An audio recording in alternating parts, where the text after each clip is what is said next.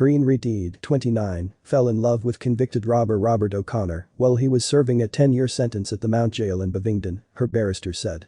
Redhead was caught after a tip-off led her fellow officers to search his single cell. There they found a Samsung Galaxy Mobile hidden in the U-bend of his toilet, Luton Crown Court was told earlier this month. Prosecutor Charles Crinion said Redhead's number was saved on the phone under the name My Baby. They had exchanged both voice and video calls and messages which showed they were having a sexual relationship, he said. He said the relationship in the jail lasted from January 2018 until January 2019. Redhead had worked in the well-being wing before transferring to the Fowler wing, where she was made supervisor. When Redhead was arrested on 15 January 2019, 2 mobiles were recovered that were linked to O'Connor's phone. There had been over 100 messages between them in just a 3-day period. Redhead had stopped SIM cards and used an encrypted platform to communicate.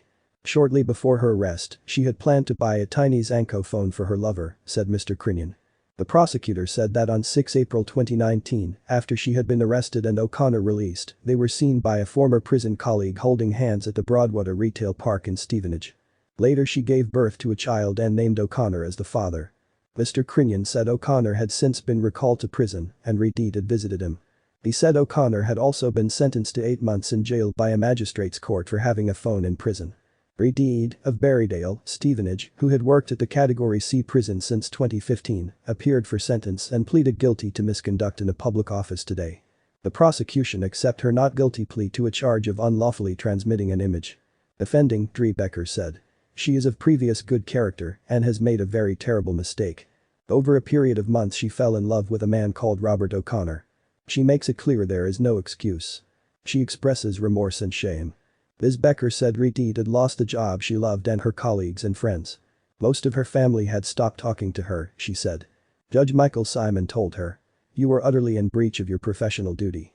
It is a matter of good fortune that the communication devices do not appear to have been used in furtherance of criminal activity. The culpability in my judgment is high. This was not a momentary lapse but was carried out over an extended period of time. He said her action had caused harm to the reputation of the prison service. The judge went on.